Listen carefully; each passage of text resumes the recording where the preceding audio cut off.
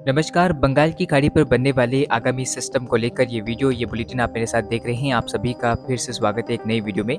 बंगाल की खाड़ी पर जल्द ही साइक्लोन शक्ति को लेकर संभावना बन रही है और उम्मीद है कि जल्द ही आपको बंगाल की खाड़ी पर साल का पहला चक्रवाती तूफान देखने को मिल सकता है। और जैसा कि आप जानते हैं कि साइक्लोन के बनने को लेकर समुद्र का तापमान काफ़ी ज़्यादा इंपॉर्टेंट रहता है।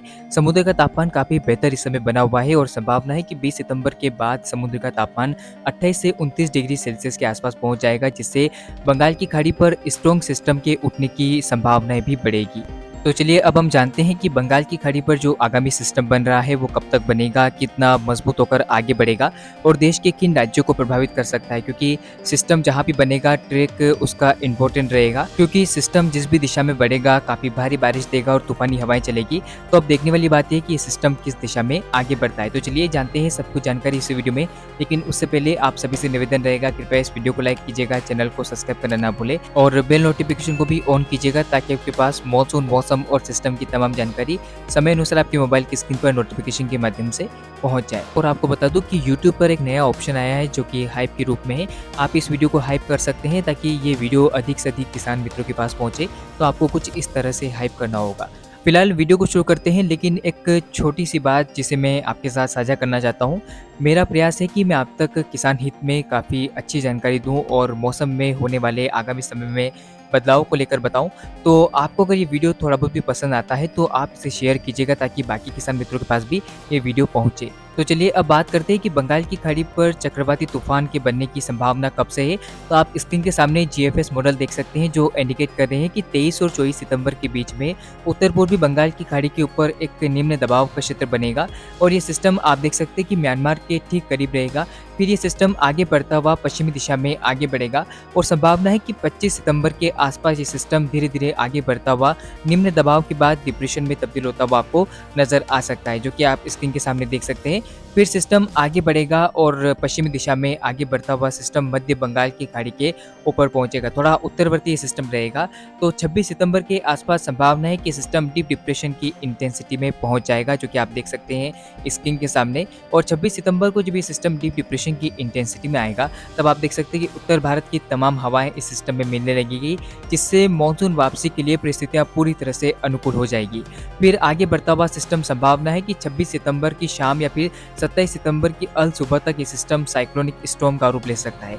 यानी कि 25, 26 और 27 के बीच में सिस्टम के साइक्लोन में तब्दील होने की संभावना नजर आ रही है और ज़्यादातर जो संभावना रहेगी सिस्टम के साइक्लोन बनने की वो 25 और 26 सितंबर के बीच में रहेगी।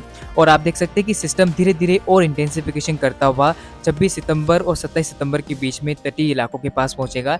यानी कि सिस्टम आंध्र प्रदेश के उत्तरी इलाकों के बीच और ओडिशा के बीच में आप देख सकते हैं कि लैंडफॉल करता हुआ नजर आ रहा होगा। और इस बीच संभावना है कि सिस्टम के अंदर लगभग 100 से 150 किलोमीटर प्रति घंटे की रफ्तार से हवाएं चल सकती है। तो फिलहाल ये अनुमान है और अनुमान के आधार पर हम समझने की कोशिश कर रहे हैं और इसमें अभी बदलाव की संभावना रहेगी। फिलहाल आप देख सकते हैं कि 27 सितंबर के आसपास ये सिस्टम आगे बढ़ता हुआ उत्तरी महाराष्ट्र की ओर बढ़ता हुआ आपको नजर आएगा। तेलंगाना के ऊपर ये सिस्टम पहुंचेगा, जिससे भारी बारिश की गतिविधियां और तूफानी हवाएं चलने की संभावना मध्य भारत के कई राज्यों पर बढ़ती हुई आपको नजर आएगी। तो मौसम का बदलता हुआ मिजाज आपको दिखाई देगा, क्योंकि ये सिस्टम काफ़ी ज़्यादा इंटेंसिफिकेशन करने के बाद पहुंच रहा है। तो चलिए अब बारिश के ऊपर नजर डालते हैं। इस सिस्टम के चलते किस तरह की बारिश होने की संभावना देश भर में रहेगी। तो आप जीएफएस मॉडल जो कि स्क्रीन के सामने देख सकते हैं और 24 सितंबर जब ये सिस्टम बनता हुआ आपको नजर आएगा तब से लेकर जब ये सिस्टम लैंडफॉल करेगा तब तक किस तरह की बारिश हो सकती है, इसको लेकर मैं आपको अपडेट दे रहा हूँ। आप स्क्रीन के ऊपर देख सकते हैं कि 24 और 25 सितंबर के आसपास बंगाल की खाड़ी पर डीप डिप्रेशन की इंटेंसिटी में जब ये सिस्टम रहेगा तो बिहार, झारखंड, पश्चिम बंगाल के भागों पर सक्रियता बढ़ेगी और मानसून आपको सक्रिय होता हुआ नजर आएगा। तो मध्यम से भारी बारिश की संभावना इन क्षेत्रों पर नजर आ रही है। इसके अलावा आप देख सकते हैं कि उड़ीसा से लेकर पश्चिम बंगाल और उत्तरी आंध्र प्रदेश के भागों पर बारिश की गतिविधियां बढ़ती हुई आपको नजर आएगी। 26 सितंबर से संभावना है कि मध्यम से भारी बारिश की गतिविधियां उत्तरी आंध्र प्रदेश के भागों में, ओडिशा और पश्चिम बंगाल के तटीय इलाकों पर आपको देखने को मिल सकती है। तूफानी हवाएं चलने की भी आशंकाएं नजर आ रही है। तो धीरे धीरे समुद्र का ये सिस्टम आगे बढ़ता हुआ आपको नजर आएगा और आप देख सकते हैं कि 26 सितंबर के आसपास बारिश की गतिविधियां बिहार, झारखंड, पश्चिम बंगाल के भागों पर थोड़ी और बढ़ती हुई आपको नजर आएगी। यानी कि मानसून का सक्रिय दौर आपको देखने को मिलेगा और आप देख सकते हैं कि किस तरह से बारिश का इंटेंस प्रभाव अब धीरे-धीरे बढ़ता हुआ आपको नज़र आएगा। हालाँकि अरेबियन सी से जब नमी का प्रभाव बढ़ेगा, तो महाराष्ट्र पर बारिश की गतिविधियाँ बढ़ेगी, दक्षिण भारत पर भी जमकर बारिश का दौर देखने को मिलेगा और इस बीच आप देख सकते हैं कि सबसे भारी बारिश की गतिविधियाँ आपको उत्तरी आंध्र प्रदेश के भागों से लेकर उड़ीसा और पश्चिम बंगाल के भागों पर देखने को मिलेगी और संभावना है कि 27 सितंबर तक आप देख सकते हैं कि सिस्टम मध्य भारत की ओर ट्रेवलिंग करता हुआ आपको नज़र आएगा। तो संभावना यह बन रही है कि महाराष्ट्र, तेलंगाना और मध्य प्रदेश के दक्षिणी पूर्वी इलाकों में मध्यम से भारी बारिश की गतिविधियां आपको 27 सितंबर और 26 सितंबर के बीच में देखने को मिल सकती है। सिस्टम का इंटेंस प्रभाव आपको तेलंगाना के ऊपर नजर आएगा जब ये सिस्टम आगे बढ़ेगा और लेन रीजन पर लैंडफॉल करता हुआ आपको नजर आएगा भारी बारिश के साथ। तो ऐसे में काफ़ी ज़्यादा बारिश की संभावना आगामी समय में देश भर में नजर आ रही है। हालांकि देखने वाली बात यह है कि सिस्टम का किस तरह का इंटेंस आगामी समय में रहता है और क्या कुछ बदलाव मॉडल में होता है, इसको लेकर भी मेरी नज़र बनी हुई है। क्योंकि जब भी कोई सिस्टम बनता है तो कई सारे बदलाव होते हैं और उन बदलावों के ऊपर मेरी नज़र बनी हुई है।